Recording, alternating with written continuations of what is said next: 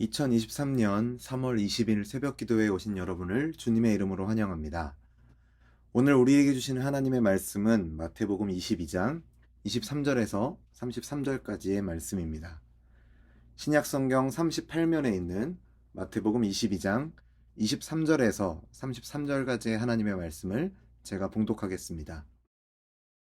부활이 없다 하는 사두개인들이 그날 예수께 와서 물어 이르되, 선생님이여, 모세가 일렀으되 사람이 만일 자식이 없이 죽으면 그 동생이 그 아내에게 장가들어 형을 위하여 상속자를 세울지니라 하였나이다. 우리 중에 7형제가 있었는데 마디가 장가들었다가 죽어 상속자가 없으므로 그 아내를 그 동생에게 물려주고 그 둘째와 셋째로 7째까지 그렇게 하다가 최후에 그 여자도 죽었나이다. 그런즉 그들이 다 그를 취하였으니 부활 때에 7 중에 누구의 아내가 되리이까? 예수께서 대답하여 이르시되, 너희가 성경도 하나님의 능력도 알지 못하는 고로 오해하였도다. 부활 때에는 장가도 아니가고 시집도 아니가고 하늘에 있는 천사들과 같으니라. 죽은 자의 부활을 논할진대 하나님이 너희에게 말씀하신 바 나는 아브라함의 하나님이요 이삭의 하나님이요 야곱의 하나님이로라 하신 것을 읽어보지 못하였느냐?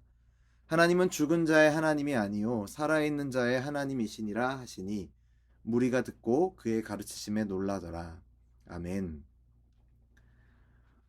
대제사장과 장로들이 예수님의 권위에 문제를 제기했고 바리새인들과 또 헤롯 당원들은 납세에 대한 질문으로 예수님을 시험했습니다. 그렇게 번번이 예수님에 대한 시험이 실패했음에도 불구하고 오늘 본문에서는 사두개인들이 와서 부활에 대해 예수님께 의문을 제기하고 있습니다. 바리새인과는 달리 사두개인들은 부활을 믿지 않았습니다. 사두개인들은 모세 오경만을 하나님의 말씀으로 받아들였는데 그 모세 오경에는 부활에 관한 내용이 없다라는 것이 그들의 주장이었습니다. 사두개인들의 이러한 잘못된 신념, 그들의 잘못된 믿음을 알고 계셨던 예수님은 모세오경에 나타난 하나님의 능력을 오해하고 간과하는 그들의 무지를 지적하고 계십니다. 사두개인들은 자신들이 모세오경의 정통에 있다라는 자부심을 가지고 있었습니다. 그러나 그들이 참으로 모세오경을 알고 믿는 자들이었다면 무에서 유를 만들어내신 창조주 하나님의 그 능력을 알고 믿어야 했습니다.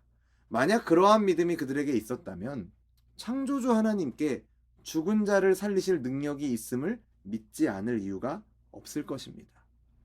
하지만 그들은 부활을 부정함으로써 자신들이 성경의 무지한 자들이며 실제로는 불신앙에 속한 자들임을 드러냈습니다. 바리새인들 또 그리고 사두개인들은 성경을 각각 자기들의 전통과 지식에 의해서 알고 판단했습니다.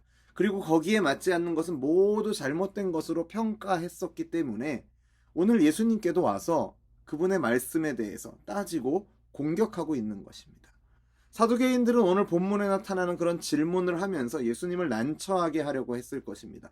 그리고 충분히 그렇게 할 수 있을 것이라고 생각했을 것입니다.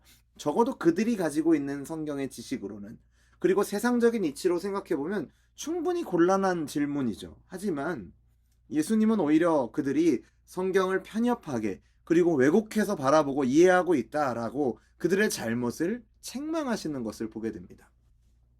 사두개인들이 질문한 부활의 문제가 무엇입니까? 본문 24절부터를 보면 사두개인들은 모세가 신명기 25장에서 말한 기록되어 있는 그 구절을 들먹이면서 계대결혼, 즉 결혼한 형제가 후사 없이 죽었을 경우 다른 형제가 죽은 형제의 그 과부된 아내와 결혼해서 후사를 낳아주도록 한 그것을 이야기하면서 이런 경우에 극단적인 예시를 들죠. 7형제가 다 그렇게 결혼을 했을 때 나중에 부활 이후에 그 여인의 남편은 누구냐? 그 여인은 누구의 부인이냐? 라면서 질문하고 있는 것이죠. 여러분이라면 이 질문에 대해서 어떻게 대답하시겠습니까? 본문에서 사두개인들이 말하고 있는 것처럼 7형제 중에 찾으려고 한다면, 그리고 이 여인이 어떤 남자의 남편인가 찾으려고 한다면 난감해질 수밖에 없는 질문입니다. 이 질문을 예수님이 어떻게 대답하고 계시는지 29절 말씀을 보시죠. 이렇게 말합니다. 너희가 성경도 하나님의 능력도 알지 못하는 거로 오해하고 있다. 이렇게 말씀하시면서 부활 때에는 장가도 아니가고 시집도 아니가고 하늘에 있는 천사들과 같으니라 이렇게 말씀하시죠. 예수님은 사두개인들에게 말씀하십니다. 너희가 오해하고 있다. 너희가 성경도 하나님의 능력도 알지 못해서 오해하고 있다라고 말하죠. 무엇을 오해하고 있습니까? 적어도 오늘 이 사두개인들의 이 질문의 맥락에서 보면 그들은 부활 이후의 세계, 부활의 삶에 대해서 그 세계가 어떤 세계인지, 그 삶이 어떠한 삶인지 오해하고 있다라는 것입니다. 사두개인들이 말하고 있는, 그들이 생각했던 부활의 삶은, 부활의 세계는 이 세계의 연장선에 있습니다. 쉽게 말하면 사두개인들이 상상했던 부활은 소생에 가까운 것이죠.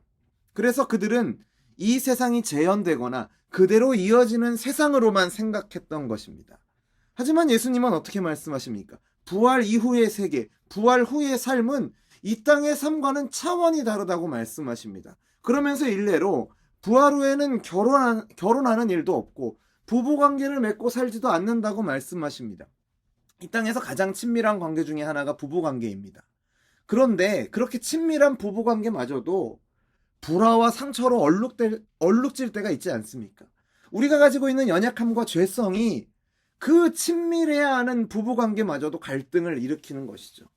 하지만 부활 이후에 우리가 경험하게 될 관계는 세상 그 어떤 관계보다 더 친밀하고 연합한 관계가 될 것입니다.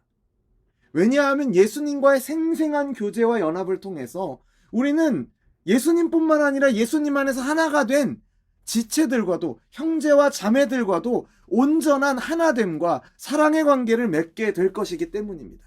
이 땅에서 우리가 경험하는 것과는 비교할 수 없는 놀라운 일들이 부활 이후의 세계에 일어나게 될 것입니다. 하나님의 능력은 단지 죽은 사람의 몸을 다시 살리시는 것을 말하지 않습니다. 죽은 사람이 다시 살아나는 것은 부활이 아닙니다.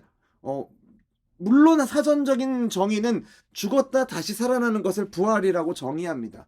그런데 그것은 단지 소생일 뿐이죠. 더 엄밀하게는 몸이 죽었다 다시 살아나는 것만을 부활의 전부라고 말할 수 없다라는 것입니다. 성경에 다시 살아난 인물들이 있습니다. 나사로가 그랬고 회당장 야이로의 딸이 그렇게 소생했습니다. 물론 그것도 엄청난 하나님의 능력입니다. 하지만 여러분, 그들이 지금도 살아있습니까? 그렇게 소생했던 자들도 다시 죽었습니다.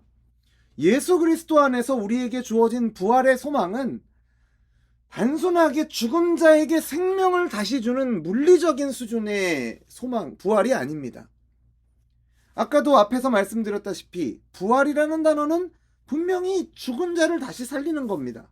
근데 제가 아니라고 그랬죠. 왜냐하면 단순히 몸을 다시 살린다는 의미가 아니기 때문입니다. 죽는 것은 무엇이고 다시 살리신다는 것은 무엇일까요?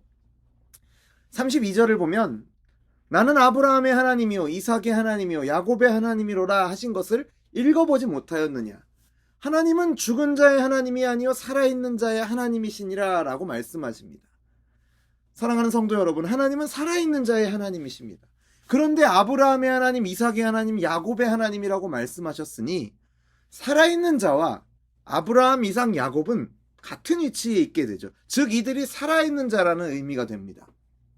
그런데 이들은 분명히 이 땅에서 허락된 삶을 다 하고 죽어서 이미 흙으로 돌아간 지 오래된 사람들인데 예수님이 다시 오셔서 모든 죽은 자들을 다시 살리시는 마지막 때가 온 것도 아닌데 왜 이들을 살아있는 자로 부르시는 것일까요? 예수님의 말씀이 예수님께서 잘못된 말씀을 하시는 것은 아닐 테니 여기에서 죽었다는 것과 살아있다라는 것의 의미가 단순히 육체의 소생의 문제를 말하고 있지 않다라는 것을 우리는 알아야 합니다. 죽었다라는 것은 죄악 가운데 있다라는 것을 말합니다. 죄인이기 때문에 이미 죽은 자라는 것이죠. 몸이 죽지 않았다고 살아있는 자로 불리는 것이 아닙니다. 몸의 죽음의 여부와는 상관없이 죄인으로 이 땅에 온 자는 모두 죽은 자입니다. 그래서 저와 여러분은 모두 죽은 자이죠. 죽은 자였습니다. 사람이 죄악 속에서 죽은 자의 모습을 가지고 살기 때문에 틈만 나면 죄의 열매가 나타납니다. 자기 욕심을 가지고 살아가고 하나님을 불러도 자기를 이롭게 해줄 하나님을 찾습니다. 자기의 행위를 가지고 남과 비교하고 자랑하는 이런 모습들이 다 자기 중심에서 헤어나지 못하고 있는 죽은 자의 모습인 것이죠. 그런데 하나님의 능력은 어떤 것입니까? 이러한 자를, 이와 같이 죽은 자를 살리시는 것입니다. 죄악 속에 있던 자를 생명으로 옮기시는 것이 바로 성경이 우리에게 말씀하시는 하나님의 능력이 아닙니까? 예수님께서 살아있는 자로 예를 드신 아브라함, 이삭, 야곱도 처음에는 다 죄 안에 속해 있는 죽은 자였습니다. 하나님의 약속을 믿지 못하고 자기의 힘으로 약속을 이루어 보고자 했던 아브라함, 장자가 어떤 자인지를 알지 못하고 자기 생각대로 장자를 지목했던 이삭, 그리고 세상에서 많은 것을 소유하는 것이 복이라 여기고 남을 속이고 술수를 부렸던 야곱의 모습도 죽은 자, 죄의 열매를 맺는 모습이었습니다. 하지만 하나님께서 그들 가운데 능력을 보이십니다. 능력을 행하셨습니다. 은혜를 베푸셨습니다. 그리고 그들로 하여금 하나님의 약속을 바라보게 하셨습니다. 즉 하나님의 능력으로 그들을 살리신 것입니다. 그들이 살아있는 자가 되었을 때 그 모습은 더 이상 자기 중심이 아니라 하나님 중심, 말씀 중심, 약속을 바라보며 살아가는 자로 그들은 변했던 것을 우리는 성경을 통해서 보게 됩니다. 이것이 바로 하나님의 능력입니다. 혹시 우리에게도 사두개인들이 갖고 있던 오해가 있지는 않습니까? 죽은 자를 살리시는 하나님의 능력을 오해하고 나 자신이 이미 죽은 자였었다라는 것을 깨닫지 못한 채 단지 열심히 신앙생활에서 장차 부활해야겠다라는 그런 생각만을 가지고 있지는 않으십니까? 우리는 다 같은 죄인입니다. 태어날 때부터 죄인임을 우리는 고백합니다. 좀 더 나은 죄인, 더 악한 죄인이 있는 것이 아니라 모두가 다 똑같이 의에 대해 죽어있는 죄인입니다. 하나님에 대해 죽어있는 자들입니다. 그리고 이러한 자신의 죄인됨을 아는 것이 바로 은혜의 시작인 줄로 믿습니다. 이런 자에게 은혜가 주어지는 것입니다. 이와 같이 자신이 죽은 자임을 고백하며 도움을 구하는 자에게 하나님의 능력이 임합니다. 그리고 그 능력으로 자신을 살리신 하나님을 찬양하게 되는 것이죠. 만약 자신이 죽은 자라는 것을 모르고 있다면 그 사람은 하나님이 살리신 은혜를 경험할 수도 없고 헛된 자기의 노력과 그저 열심으로만 살아갈 수밖에 없는 것이죠. 사랑하는 성도 여러분, 하나님이 살아있는 자의 하나님이신 것을 믿으십니까? 그리고 그 하나님이 저와 여러분의 하나님이심을 고백하십니까?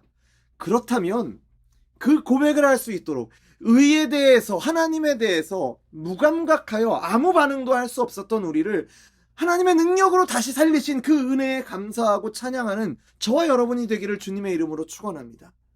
우리의 능력이 아니라 하나님의 능력입니다. 언젠가 우리도 육신의 수명이 다하는 날이 올 것입니다. 그리고 우리는 예수 그리스도께서 다시 오실 때 몸의 부활을 경험하게 될 것입니다. 하지만 그에 앞서서 우리는 이미 예수 그리스도 안에서 부활을 경험한 자들인 줄로 믿습니다.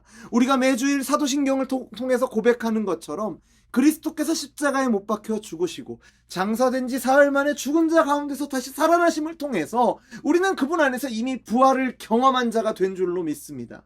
로마서 6장 10절에서 11절은 이렇게 우리에게 말합니다. 그가 죽으심은 죄에 대하여 단번에 죽으심이요 그가 살아계심은 하나님께 대하여 살아계심이니 이와 같이 너희도 너희 자신을 죄에 대하여는 죽은 자요 그리스도 예수 안에서 하나님께 대하여는 살아있는 자로 여길지어다. 아멘.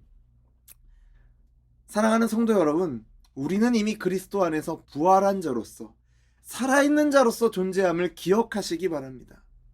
하나님의 은혜가 우리를 그렇게 만들었습니다. 죄가 우리를 주장하지 못합니다. 왜냐하면 우리가 그리스도의 은혜 아래 있기 때문입니다. 그리고 그 은혜 아래 있기에 그 은혜를 경험한 자이기에 다시는 죄가 우리의 죽을 몸을 이 육신을 지배하지 못하도록 내어주지 않고 온전히 하나님께 우리의 삶을 드리며 살아가시는 저와 여러분이 되기를 주님의 이름으로 축원합니다. 비록 우리가 살아가는 세상은 죄악으로 가득한 세상이지만 그 가운데서도 그리스도 예수, 그분 안에서 우리에게 주신 놀라운 생명을 감사하며 그 생명을 누리며 전하며 살아가시는 저와 여러분의 오늘 하루가 되기를 주님의 이름으로 축원합니다. 기도하겠습니다. 살아계신 하나님 아버지, 독생자 예수 그리스도를 통해 죄와 허물로 인해서 죽었던 우리를 다시 살리신 부활의 은혜를 감사드립니다. 오늘 주님의 말씀과 같이 하나님은 살아있는 자의 하나님이심을 고백합니다. 죄로 인해 죽은 자를 그 아들의 구속사역을 통해 다시 살리시는 능력의 하나님임을 고백합니다. 바로 그 하나님, 살아있는 자의 하나님께서 나의 하나님, 우리의 하나님 되심을 감사드립니다. 그 큰 사랑을 인하여 은혜로 구원을 받았고 허물로 죽은 우리를 그리스도와 함께 살리신 그 은혜를 기억하며 다시 살게 하신 그 은혜를 감사하며 그 은혜를 누리며 또한 그 은혜를 전파하며 살아가는 우리 모두가 되게 하여 주옵소서. 말씀을 통해 하나님이 어떠한 분이신지 더욱 알게 하시고 그 하나님 안에서 우리가 어떤 존재인지, 그분 안에서 우리가 어떻게 변화되고 그분이 어떻게 우리를 인도하시는지 알게 하셔서 비록 험한 세상을 살아가지만 산자의 하나님, 살아있는 자의 하나님, 그분을 의지하며 그분으로 인해 담대하게 살아가는 믿음 더하여 주시옵소서. 그렇게 인도하실 것을 믿으며 예수님 이름으로 기도드립니다. 아멘. 우리 주 예수 그리스도의 은혜와 하나님의 사랑과 성령 하나님의 교통하심이 죄와 허물로 인해 죽었던 우리를 그리스도 예수와 함께 다시 살리심을 믿으며 이것이 온전히 하나님의 은혜임을 알기에 감사하며 찬양하는, 그리고 다시 살리신 그 은혜를 증거하며 살아가기를 소원하는 우리 열린비전교회 모든 성도들 가운데 이제로부터 영원토록 항상 함께 있을지어다. 아멘.